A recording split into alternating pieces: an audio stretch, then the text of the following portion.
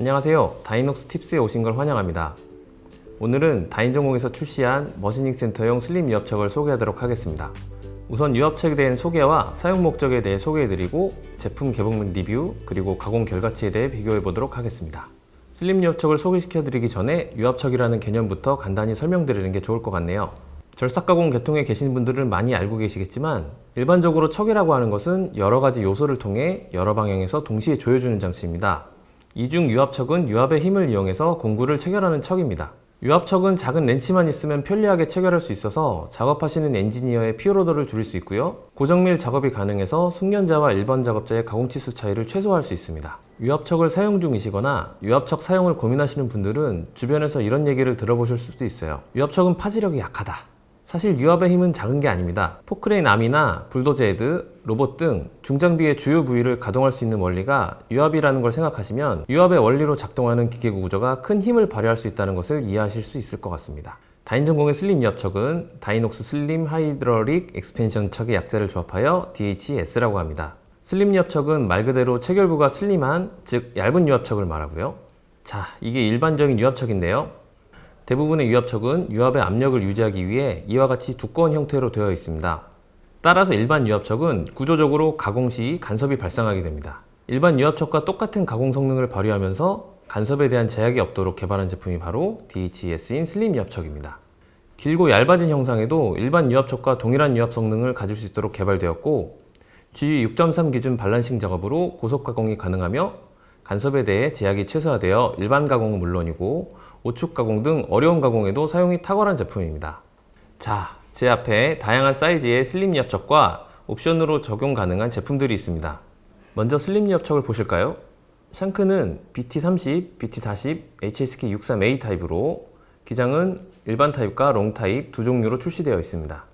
액세서리로는 콜렉과 측정 게이지가 있는데요. 일반형인 DHC, 내부 쿨런트가 가능한 DHC-P가 있고요. 그리고 유압척 파지력 측정을 위한 HDG가 있습니다. 콜렉과 측정 게이지는 조금 이따 사용법에 대해 설명드리도록 하겠습니다. 실제 포장 제품을 개봉해 보면서 부속품과 부위별 기능에 대해 알아보겠습니다. 우선 케이스부터 보면 상면과 측면에 제품의 형번이 있습니다. 형번을 보시면 BT40에 DH12S-135라고 되어 있는데요. 처음 BT40은 샹크 사이즈를 나타내고요. 중간에 DH12S 중 12는 공구 체결 내경 사이즈를 말합니다. S는 슬림 타입이라는 걸 나타냅니다. 마지막 135는 게이지 라인 기준 길이를 나타냅니다. 간혹 기장을 전체 길이나 가공 길이로 알고 계시는 분들이 많은데요. 체결부부터 게이지 라인 기준까지를 말하는 것이니 기억해 놓으시면 좋을 것 같습니다. 자, 이제 개봉을 해서 구성품을 살펴보겠습니다. 이렇게 뚜껑을 열면 되는데 반 정도만 돌리면 쉽게 열 수가 있습니다. 내부에는 비닐로 진공 포장이 되어 있고 녹방지를 위한 방청류가 내부에 들어 있습니다. 사용 전에 방청류는 제거해 주셔야 공구와 척 사이의 마찰력을 강화시켜 척과 공구 사이의 슬립 현상을 방지할 수가 있습니다. 방청류와 공구의 이물질 제거는 어떤 척이나 동일합니다. 공구와 척의 체결 부위에 이물질이 없어야 원하는 가공에 도움이 된다는 점 기억해 주세요. 그리고 클램핑을 할 수 있는 T렌치와 설명서가 들어있네요. 보시면 가공 부위가 얇죠? 강성의 보완을 위해 2단 구조로 되어 있습니다. 끝부분에는 공구 최소 삽입 깊이가 마킹되어 있고 중간 부분에는 체결 렌치 사이즈와 밸런싱 기준, 그리고 최대 사용 RPM이 표시되어 있습니다. 사용 RPM과 렌치는 척 사이즈에 따라 조금씩 차이가 있으니 제품에 마킹된 표시를 통해 참고하실 수 있습니다. 슬림한 형태를 통해 오축 가공이나 깊은 가공 부위 가공에도 안정적인 가공이 가능한데요. 테이퍼 각도는 3도로 되어 있습니다. 중간에 보시면 체결을 위한 스크류가 있습니다. 이 부분을 돌리면 유압이 체결부로 올라가 내부를 조여줘서 공구를 잡아주는 파지력이 발생하게 됩니다. 이 부분은 유압의 빠짐을 방지하기 위한 구조로 여기가 훼손되거나 떨어지면 유압 오일이 유출되어 파지력이 저하되거나 할 수 있기 때문에 실링이 파손되지 않도록 주의하셔야 됩니다. 다만 파손되었다 하시더라도 수리가 가능하니 훼손되더라도 걱정하실 필요는 없습니다. 자, 그럼 왜 다른 툴보다 비싼 슬림 유압척을 사용해야 하는지 이유가 궁금하실 수 있으실 텐데요. 혹시 알고 계신가요? 깊은 구간에 가공이 있으실 때 이런 세팅으로 조립하셔서 사용하시는 경우가 많으실 텐데요. 우선 롱타입 엔드툴은 가격이 비쌉니다. 그래서 보통 생산 원가 절감을 위해서 롱타입 엔드밀보다는 스트레이트형 제품을 중간에 체결해서 사용하시더라고요. 하지만 이렇게 되면 가공 치수나 가공면, 공구의 수명도 많은 차이가 발생할 수 있습니다. 자, 그럼 왜 슬림 유압척을 사용해야 하는지에 대해서 공구를 가지고 비교해 보겠습니다. 짧은 척의 롱타입 엔드툴이나 연결척을 통해 공구를 사용하게 되면 런아웃이라고 하는 축의 중심 차이가 여기부터 발생하게 됩니다. 거기에 중간에서 체결된 홀더와 공구의 누적 공차까지 더해지기 때문에 가공 후의 치수 편차는 더욱 많이 발생하게 되죠. 여러 가지 방법 다 여러 번의 세팅을 통해 런아웃을 조정하면 사용은 가능하지만 가공 후 결과치에는 분명한 차이가 있습니다. 사실 이러한 형상의 툴은 슬림 엽척만 있는 건 아닙니다. 더 슬림한 형상의 열박음척이 시중에 출시되어 있습니다만 열박음척은 체결을 위한 장비를 별도로 구매하셔야 하죠. 그에 반면 슬림 엽척은 별도의 클램핑을 위한 장비나 액세서리가 필요 없기 때문에 소형 라인이나 부분적으로 간섭이 발생하는 경우에는 강력히 추천드릴 수 있습니다. 슬림 엽척의 사용 가능 파이는 척만 사용했을 경우 6에서 12파이를, 콜렛을 사용하시면 3에서 8파이 가공에 사용하실 수 있는데요. 콜렛의 경우에는 DG12S 타입 제품으로 사용하실 수 있습니다. 자세한 사항은 저희 카돌로그나 화면의 표를 참고하시면 될 것 같습니다. 그럼 공구를 체결해 볼까요?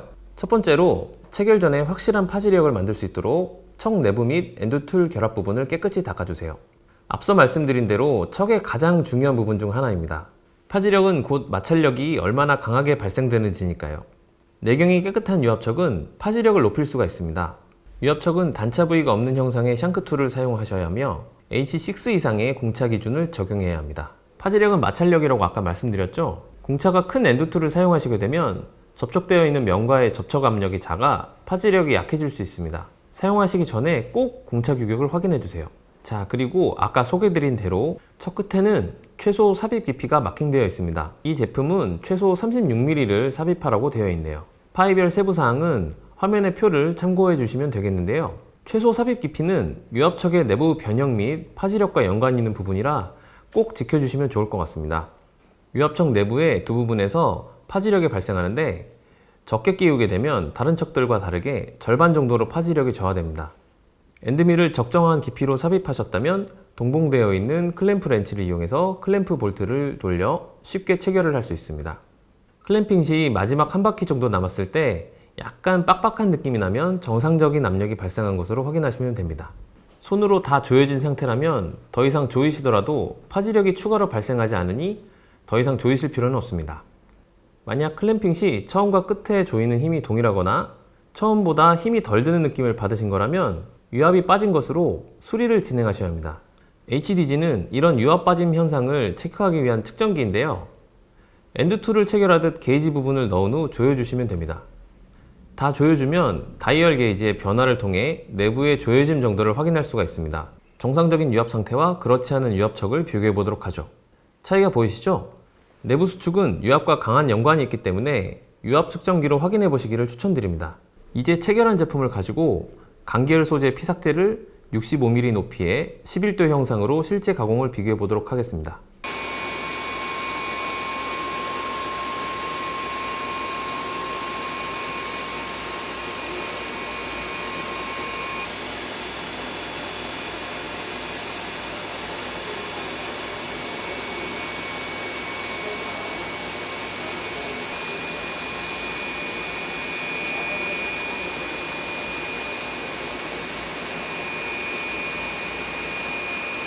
슬림 엽척, 밀링척, 콜렛척의 순서로 가공면의 면조도를 측정해 본 결과 슬림 엽척이 정밀도가 높은 걸 확인할 수 있습니다.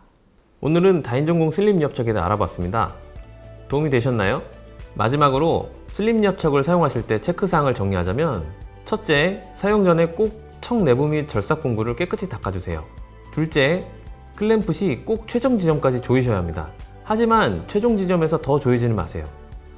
조이시면서 헐거운 느낌이 들면 꼭 유압 측정을 해보시길 바랍니다. 셋째, 유압척을 사용하지 않을 시 엔드툴을 분리하여 보관하시면 좋습니다. 유압이 계속 차 있다 보면 내구성에 영향을 미칠 수 있습니다. 마지막으로 유압척은 액체성 물질인 유압 오일로 작동하는 척이다 보니 온도에 민감합니다. 하지만 현장 상온 수준인 0에서 40도씨에서 사용하시면 문제 없습니다. 만약 겨울철 외부에 보관하시거나 현장의 온도가 0도씨 이하라면 사용 시에 20도씨 실온에서 3시간 이상 보관 후 사용하셔야 합니다. 기억해 주세요. 좀 더 자세한 사항은 지역별 영업소로 문의 주시면 자세한 상담을 받으실 수 있습니다. 그럼 다음 다이녹스 팁스에서 다시 찾아뵙겠습니다.